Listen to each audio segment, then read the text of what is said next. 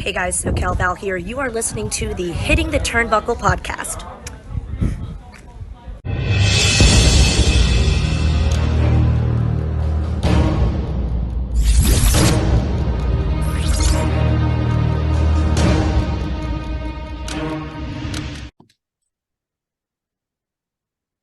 Welcome everybody back to the Hitting the Turnbuckle podcast. This is our Impact Wrestling Slammiversary review, Slammiversary was on Saturday night, Sunday morning over here in the UK, Saturday night over in Canada. It was from Windsor, Ontario, Canada. And of course, to do this review, I have plucked one of our guys to join us today. And it is, of course, the man himself, Mr. Dave Robinson. There's no gimmick required for Impact. Are you okay, Dave? Yeah, I'm really good, man. Really good. Looking forward to running through this show. Really good.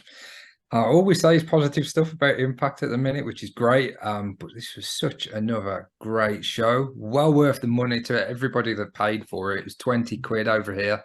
So what's that? $30? $35, yeah. Yeah, so it was well worth that. And yeah, I'm looking forward to chopping it up, as Parker would say. Chopping it up. You used to again, little tag team of your own, aren't you? Before we start, we've got to say a big thank you. We had an influx of followers on Sunday, 7,000 new followers on the Twitter, nearly up to 1,000 on the YouTube. So guys, thank you for following us dickheads as we just talk some wrestling. About the simplest way I could put it. And also a big thank you to everyone who has sold out Buckle Up on Sunday. We can't wait to do it. Our show with Ignite, we've got an amazing array of talent, and by the sounds of it, Buckle Up 2 may be in the works, but I won't talk about that. Enough about us. Let's get into Slammiversary. There was 2 pre-show matches that started. The first one was a 6-woman contest between the Death Dollz and Jody Fret against Chelsea Shaw, Savannah Evans. And apologies, I'll get a name right in a minute. Jai Vidal. Good solid opener. It's not even Japanese names I'm struggling with now. It's the US. Really solid 6-woman opener. And I'll tell you one thing I did think about this, Dave. We always say about the Impact, we say about the crowd. We did say last week it had picked up a little bit. This week, pay-per-view on Saturday, they were well into their stuff. I know one of the women was from their hometown, but it was a really good, solid 6-woman opener with the Death Dollz picking up the victory there. But a really good, solid start to the show. Yeah, it was a good match. Yeah, and as you say about the crowd, it's just that perfect number, really. You know, for a show of this size, it was just, yeah, it felt intimate, but it was, there were plenty there, and all the ones that were there were like the hardcore, and they were getting the chants going, and they were into every single match on the card. They didn't really drop off, peaks and troughs, but pretty much every match they were there for, and they seemed to enjoy themselves there as much as we did watching at home. Yeah, it was a very good opener. Jody Fret, I think, still undefeated in Impact Wrestling, actually. Yeah. Amazing enough. But the next contest, Dave. We believe in Joe Hendry. We do. He was saying on Kenny King, he was doing that stripper thing that Joe Hendry was taking the mick out of him on Impact with. Another stripper good Kenny. Very funny. Very funny indeed. Another Kenny King's reactions as well to it have been great. He's really they did that skit backstage when some of the women were trying to put money into his trunks. Yes. And yeah, I think this has been a good little feud. I think Matt Wilde was one of the funniest lines on commentary on this. I've seen looser hips on my grandma. Absolutely outstanding.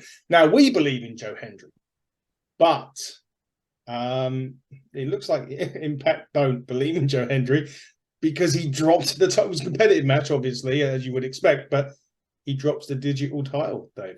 I think he's going into bigger and better things. To be honest, I don't really know where to place the digital title at the minute. I'm not sure if it's like a TV title or like an intercontinental title or European title. That's where I'm picturing it at, like the third tier. So I think he's going to go on to like the next level.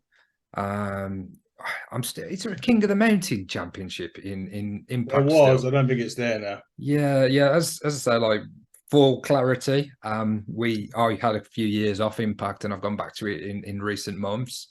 But I think Joe Hendry's a star, and he's so over with the crowd as well. Yeah. So I can only assume whether he's kind of going to stay in this feud with Kenny King, because there was shenanigans at the end, Yeah. and is it Sheldon Jean, his friend? Something like that. Yeah. Yeah, he held Kenny's feet on the ropes. So there is a call there for a rematch should Joe Hendry want one.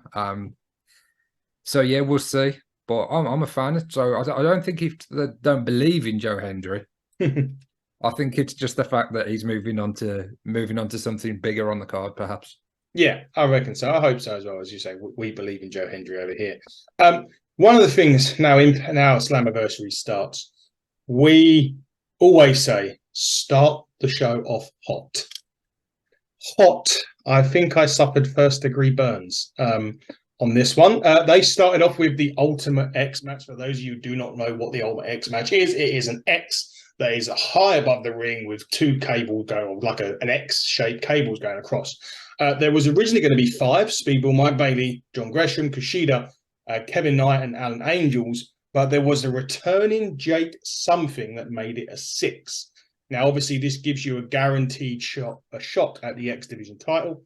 That match was going to be later on in the card. My goodness me, Dave. What an absolute way to start this show. I said it on our Impact review that they just seem to find a way every year to top it. And I don't know if it's recency bias, but they just blow it out of the water every time. Yeah, you think you think you've seen everything with an X Division match, and then they pull this out, and it was so good. I'm not familiar with Jake something, but he was obviously more of a powerhouse and a high flyer. But that was a different dynamic going into the match as well. Yes. So yeah, I enjoyed his inclusion. I thought all of these guys put in a shift here. I'm a big Speedball fan, like Mike Bailey, so I was pulling for him. But obviously Kushida ended up picking up the win. Yes. It could have been any of these guys. Alan Angels had a really good showing as well, I thought. Did you see the jumping nut shot? Yeah. He went mad for nuts at the end, you know, like just 3 of them with low blows, I think. But then Kushida obviously ended up picking up the victory, and I would have been happy with any of these. I'm a huge Gresham fan as well. Yes, lucky enough to have seen Gresham live here in the UK a few years ago. And I was happy when he joined AEW, being a big AEW fan as part of Ring of Honor, but obviously that didn't last very long. So I was really pleased that he reappeared in Impact, and he's in these type of high-profile matches. I would have been happy with any of the winners, but it'd be interesting to see what happens with Kushida now moving forward. Yes, and we'll get to the X Division title later, because that was defended by Chris Sabin a little bit later on in the show. The first of a couple of women's matches now. This was the women's tag team match. The Coven versus Masha Slamovich. I think I got that right. Yeah. Killer Kelly. That's right. Yeah. Yeah. I think this was a good place to put this match on the card, actually, just because of everything that followed, after this. So I think this was actually positioned quite well on the card as match 2. I know the crowd can sometimes be on a come down a little bit, especially after that Ultimate X start. But I thought, again, the match was a really solid match. Slamovich and Kelly defeated the Coven. So title change early on. So we had 2 title changes in the first 2 matches, which kind of sets the tone for the pay-per-view as a whole. I mean, Slammiversary is kind of their WrestleMania, so it isn't a big surprise when you see a lot of switches. But the match itself, Dave, again, solid match. Yeah, I mean, Slamovich and Kelly, I think they were rivals, and they've joined forces to face the Coven. So it wasn't like an odd couple pairing, but it was rivals that unite to take on this, this pesky Coven. And they formed a formidable team. And I really like KiLynn as well, KiLynn King. She was in AEW, and she spent a lot of time on Dark. And I thought she was a star in the making, and it'd be a matter of time before we saw more of her on Dynamite. But I think her going to Impact was a great career move. and they really kind of do what's the word? Her overall production, the way they put her across. Yep. Really, really good. So although she was on the losing side, I think there was great chemistry between the 4 women involved in the match, and wouldn't be surprised to see a rematch down the line, and I wouldn't be complaining if we do either. No, that's me too. Obviously, to make your point about Slamovich and KiLynn, they had a really brutal dog collar match. Yes. And since then, they kind of brought together, and now they're champions. So we will see what happens from this, and see if they can keep on coexisting as a time. Can they coexist? Can they? Question we ask in wrestling. Is it, especially when these tag teams get thrown away? We got to. Funny enough, we've got an Impact Wrestling tag team, former tag team champion on Thursday when we sit down with Chris Harris. And no, that isn't what I've given away, what we've tweeted out. That's coming later. So that isn't the one.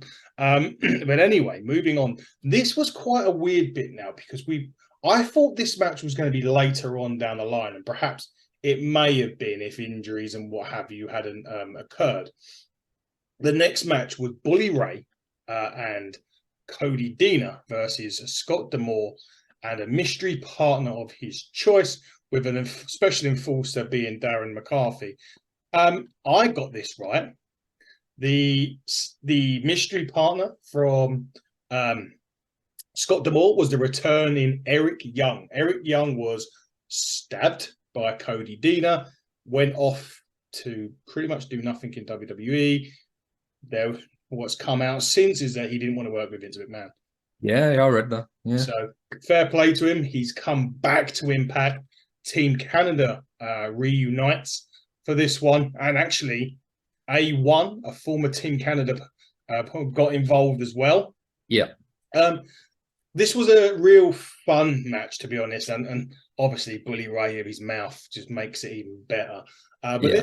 I didn't think it was as violent as it was going to be, but I think that's because injuries and what have you played into that, and they did set someone on fire last week. So you kind of get the violence bit out of the door, but kind of predictable a little bit. But Eric Young, Scott D'Amore won this match. I just think it was a shame that Macklin got injured, and crowd, did you hear the crowd break out into the Canadian national anthem? Yeah. Jesus. But still a good match, Dave. And I think probably because it had to be a bit thrown together near the end, position on the card probably made sense. Yeah, they did a few the Dudley spots on Bully, didn't they? And there was a lot more wrestling moves involved than perhaps the hardcore or stuff. There was bits and pieces. But I think they always had to, with Eric Young coming back in, it was pretty predictable, as you say, that he was gonna be the one to pick up the victory, or his team were going to pick up the victory. But I thought this was good. I thought Scott D'Amore was really good as well, to say that he doesn't wrestle very often, or he hasn't wrestled for a while. I thought this was great. We had the bit as well with McCarty, was it? McCarty, he became the ref. The ref kind of just had enough of Bully, and he just walked off. And then the special enforcer became the referee. So I thought that was really good as well, the way they did that, to give the faces a slight advantage, or quite a big advantage, which protects the heels even more in defeat. So really well thought out. They did the best they could with it, given the fact that it wasn't the original plan. Yeah, and obviously Scott D'Amore now takes a leave of absence from Impact. I'm not quite sure what's going to happen. I suppose that gives us a reason. Well, we've got more than one reason to tune in, but a reason to tune in. Who the authority type figure is. Yeah. And great having EY back in Impact, back in his home, really. I always associate Eric Young with TNA and Impact. I did really like the faction that they had, Sanity, in NXT. But they just ruined it when it went to when he got called up. It wasn't the Sanity that we saw in NXT. And I think Alexander Wolf kind of said that, didn't he, when we were talking to him recently? Yes. Yeah, he did. It was never going to be the same. And but great to see EY back, and consistent top level performer, former world champion. So great to see him in the mix on a weekly basis on Impact. Yeah, great, and another great get to add to another great get of rosters that they've got. Yeah. I'm looking forward to seeing what happens to BY next and see where positionally he sits Yes. on the roster, whether or not this face turn as well, because generally I think he's a better heel. Like, I remember days when we were watching Impact, he used to fucking fall over when he's fight. Pyro used to go off for every week. He used to come out. Yeah, I was a lot more familiar with his comedy stuff with ODB. Yes. But I did see some of the stuff when he portrayed more of a serious character and he went on to the world title and he was doing the heel work as well. So obviously he's positioned at the minute as one of the top baby faces. So, and we'll see what happens. We don't kind of jump to the end in terms of who's the world champion. We'll discuss that when we get to it. But I'm not sure that's where he goes. So I imagine he'll sit somewhere in between for the time being. But yeah, great to see him back there. Indeed, great to see him back, and let's hope he gets he'll have a great run at Impact. Well, you don't want any wrestlers kind of sat on the sidelines that are as talented as Eric Young. No, and I really respect the fact that if it is true, we're reading that he said, "Yeah, I'm not willing to work with Vince McMahon for personal reasons," and stand by that, and he asked for his release. Then fair enough, but he's too talented and too good a wrestler to not be on TV. So, yeah, great to see him back. Yeah, and let's hope he has a great run at Impact, which I'm sure that he will. X Division time. My only gripe. Now, maybe this is setting something up. It was Lio Rush, Chris Sabin. Lio Rush started beating Sabin up before the match had even started. Kind of injured his head and neck. And when it basically goes on to win the match, there really wasn't anything in between. It was just Sabin brushing off doctor's orders. Rush just carried on and on and on and on and on. But the issue with this was I expected so much more out of this match just because of who it was. And I just think maybe it was incomplete. Maybe there's something going to be happening at Impact. I just expected more out of this than what we got. Yeah, and my only thought on it there must have been a legitimate injury, not so much the injury they portrayed on TV with the head and neck thing and the doctors telling Sabin not to compete. But I was just thinking maybe Sabin can't compete for another reason, or he couldn't put in a normal match because it was a bit strange. It was more of a kick to the head, wasn't it? And he dropped off. So it wasn't like he'd hit him with a chair or he'd kind of really gone to town with, throwing him to the barricade or anything like that. So he did kick out of the one frog splash, the first one. So that does save face a little bit and to a degree protects him. And then he succumbed to the second frog splash and Lio Rush picked up the title, which I'm not against. Lio Rush is a great, great talent. And I would have been happy with either of these guys coming out on top. I just hope Chris Sabin's okay, first and foremost. I hope it is part of a bigger angle and we ultimately do get the match that we were expecting on Saturday. I'm sure we will at some point, even if it's not possible right now. Hopefully sooner or later we'll get to see them having a one-on-one, because this was a potential show stealer and it really wasn't a match at the end. It's difficult to even kind of grade it as a match because it was more of an angle. And then they started the match because Sabin said, no, I've got to defend the title. And then a couple of finishes and that was it. So I'm sure this will be explained further either in storyline or we'll hear something about Chris Sabin at some point. Yeah, I mean, it was weird. I mean, he only just won the X Division title at the last time. That's why I just suspected something was amiss, but maybe not. Maybe this is all part of a storyline. Who knows? But if he is injured, we wish him well. We don't know. Nothing's come out that. No, I've not read anything at all. But if he is injured, then we obviously wish him well indeed. The next match was the Impact Wrestling Championship 4-way, and it stayed as a 4-way, which was one of the things that we were talking about on the review. It was Bullet Club ABC, the champions, Moose, Brian Myers, Rich Swann, Sami Callihan, and our good pals, Subculture. Now, finally, we've had a little bit of the lull that was the, that match we were just talking about the X Division match where things kind of didn't work out for whatever reason, just wasn't probably as good as on paper as what we thought it was going to be. As you say, maybe an injury or a storyline injury caused that. But thank Christ they brought this out next. What Yeah. a fantastic four-way match this was. Made it even better by the fact that our boys Subculture picked up the win. Yeah, I was so happy. Like guys that we spoke to in terms of Flash and had on the show. So obviously we're rooting for them, right? And for them to pick up the victory. Obviously, Wentz, is it Zachary? Yep. Yep, Zachary Wentz, yep.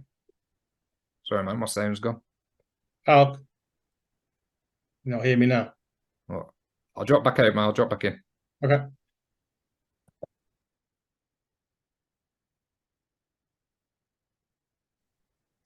Can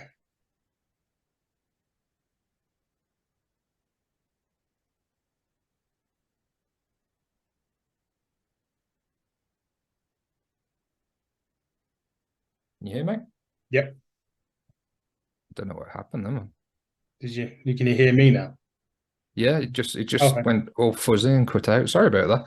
That's all right. Yes, they did get involved as a kind of retaliation, and they attacked ABC because they weren't put in the match. So that did, like, they threatened that on Impact. Yeah. You know, there would be a comeuppance, and there certainly was.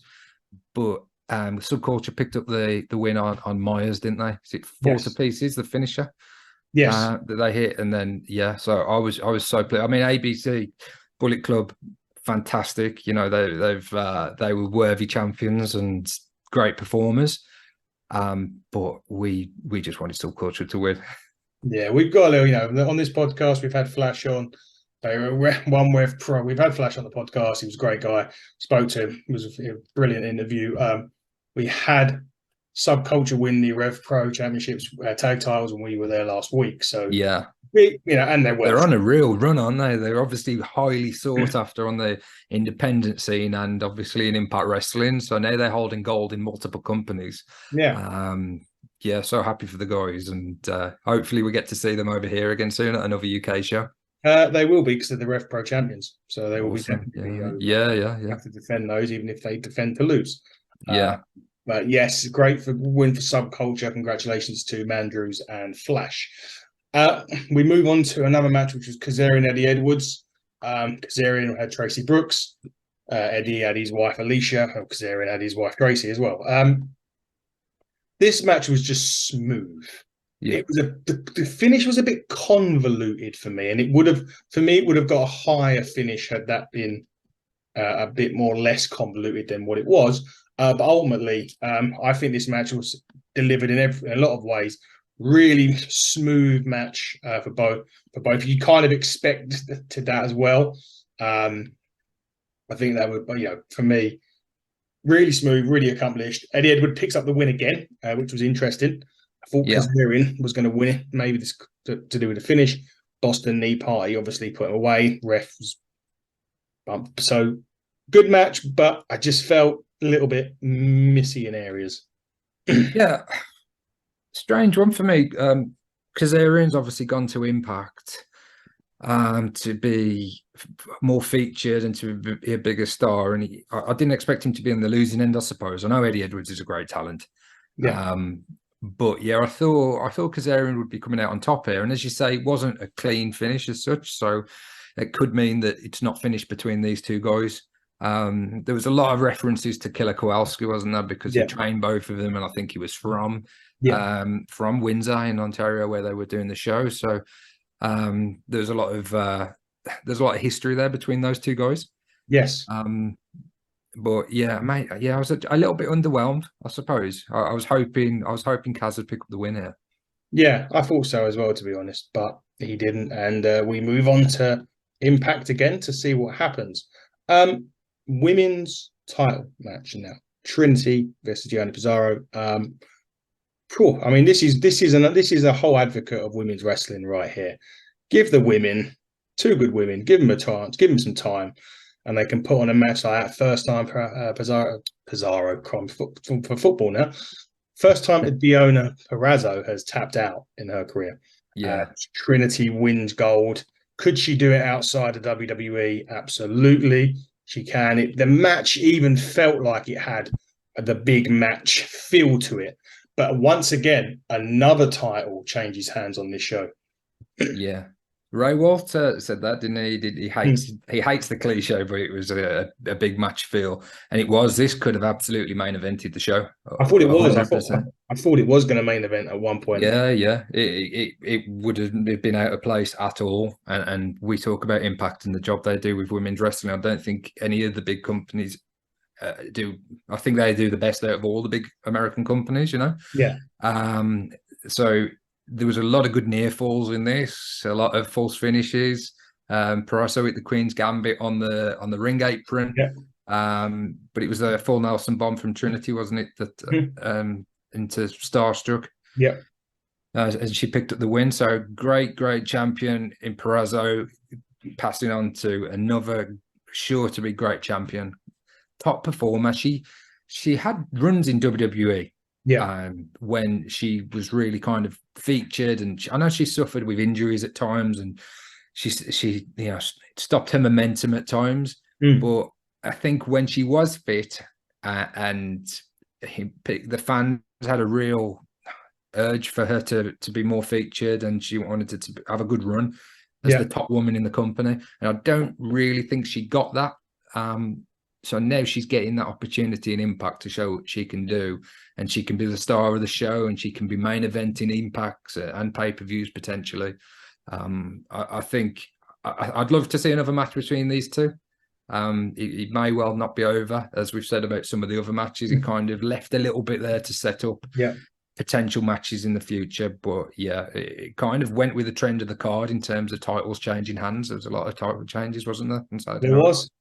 And well, we move on to main event time. What an old school wrestling match this was. Nick Aldis, Alex Shelley for the Impact World Championship. What an old school kind of wrestling match this was. Showcased both of the wrestlers' talents.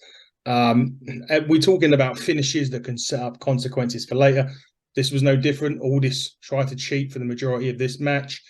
And as they always say, cheaters never prosper, because Shelley used the title on him to retain in the only title retention of that night, which was a little bit of a surprise. I thought Aldis was going to come away with this, but I thought brilliant main event, and kind of the cheater gets the comeuppance at the end, so I can understand the finish on this one. Yeah, it was a good story that they told. I thought they would go with Aldis. This can sound really harsh, but I perhaps was thinking that Shelley was a bit of a sentimental champion in terms of they were giving him a run. But perhaps they didn't really think of him as a long-term champion, transitional champion, something like that. And that's incredibly out of order in some respects, because Shelley's a top talent.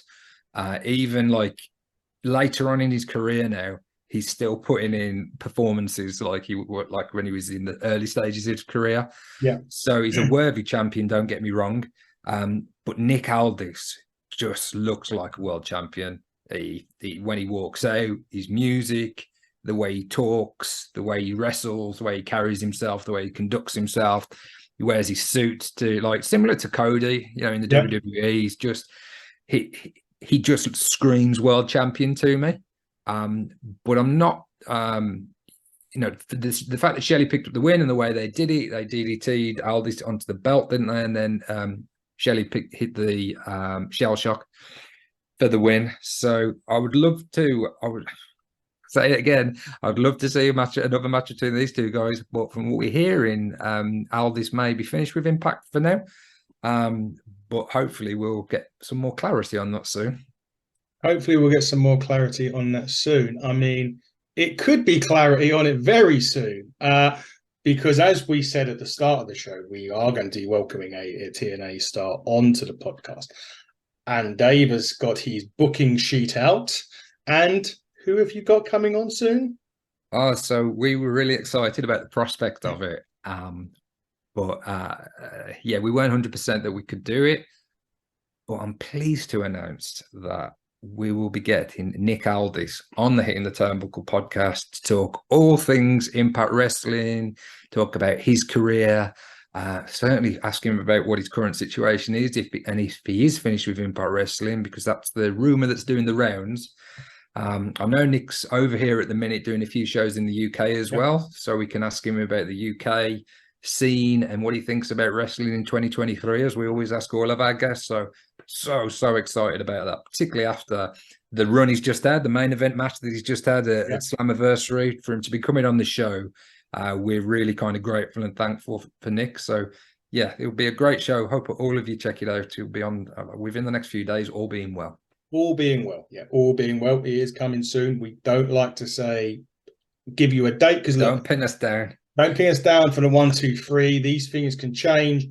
Obviously, as David mentioned, Nick is traveling over here to the UK, so we might have to delay it. But from all intents and purposes, we hope this week we can drop the Nick Aldis interview. It'd be a pleasure to have him on to talk all things wrestling with him. We will see if we can find out about if these rumors are true, but ultimately we're gonna have to spend some time with Nick. We can't wait to have a chat with him. But overall, Dave, let's move back to Impact quickly to wrap these things up. Solid show. And this really, for me, this one, Impact Wrestling Slammiversary and going on AEW Collision tend to be the 3 best shows of the week for me. I don't know if you agree. Yeah, can you hear me still? Yes. It's all right. This microphone's playing up. Yeah, there's so much wrestling available to people in 2023. Raws, SmackDowns, we now got Collisions. There's so much weekly television. It's so difficult for a company like Impact to kind of grab more, to compete, really. There's bigger companies with more money that can throw around. But last week, I think we were all in agreement that they put on the show of the week, and they topped it off with Slammiversary. It was just, when you watch so much wrestling, the prospect of another 3-hour show, you think, yeah, but it was just enjoyable from start to finish, from the first match to the last match. So I can't put Impact Wrestling over enough at the minute. It's probably behind Collision for me. Collision's probably the show I look forward to the most. But then it's definitely shot up the rankings to the one of the most look forward to shows for me every single week. So Slammiversary was great, and roll on the next one. It'd be interesting how they go with some of the storylines now and how they break out, and we'll see what develops. I'm not sure what the next pay-per-view is, but they roll around pretty quick in Impact. So we'll soon have some of these new champions defending their titles. Yep. What storylines will be done, we don't know. Who's going to be the next challengers, we don't know. This is the beauty of Impact Wrestling and the beauty of what they do. Solid show. Like we said, Nick Aldis coming to have a little chat with us, hopefully this week, and we can drop it down. But for now, this has been the Hitting the Turnbuckle podcast. He has been Dave Robinson. I have been your host, Adam Cousins. And until next time, everybody, buckle down, stay safe, goodbye.